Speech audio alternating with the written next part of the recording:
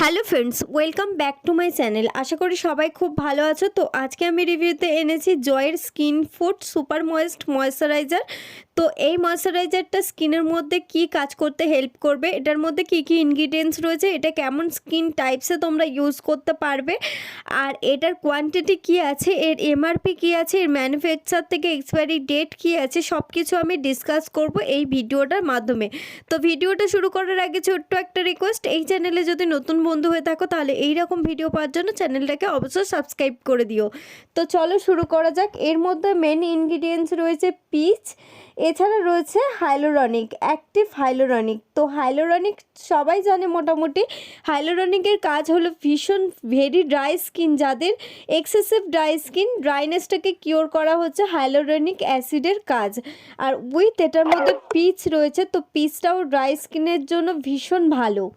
এটা তোমরা all skin টাইপসে use করতে পারবে, তবে তার মধ্যে নর্মাল টু ড্রাই স্কিনের জন্য ভীষণ ভালো একটা ময়েশ্চারাইজার। আর এটা একেবারে নন স্টিকি আছে।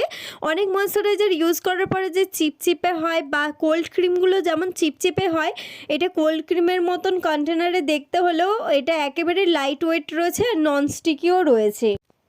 এটা সবাই ইউজ করতে পারবে। এটা কিভাবে ইউজ করতে হবে, এটা মোটামুটি সারাদিনে মিনিমাম 3বার ইউজ করতে হবে। ফেস ওয়াশ দিয়ে ফেসটাকে ক্লিন করে টোনার, সেরাম, ময়েশ্চারাইজার ইউজ করতে হবে। তো এটা একটা ফেস ময়েশ্চারাইজার রয়েছে, তো সেহেতু ফেস ওয়াশ দিয়ে ফেসটা ক্লিন করে তারপরে ইউজ করতে পারো। এছাড়া তোমরা যেমনভাবে স্কিন কেয়ার করে নেওয়ার নিয়ম, ফেস ওয়াশ, টোনার, সেরাম, ময়েশ্চারাইজার, তো সেইভাবেই ইউজ করতে পারো।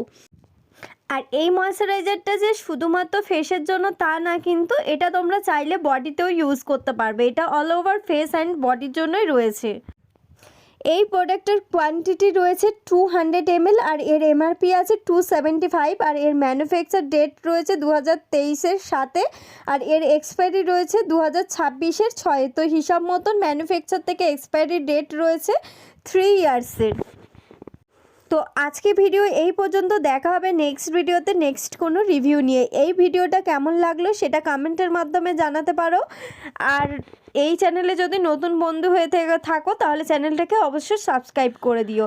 দেখা হচ্ছে নেক্সট ভিডিওতে।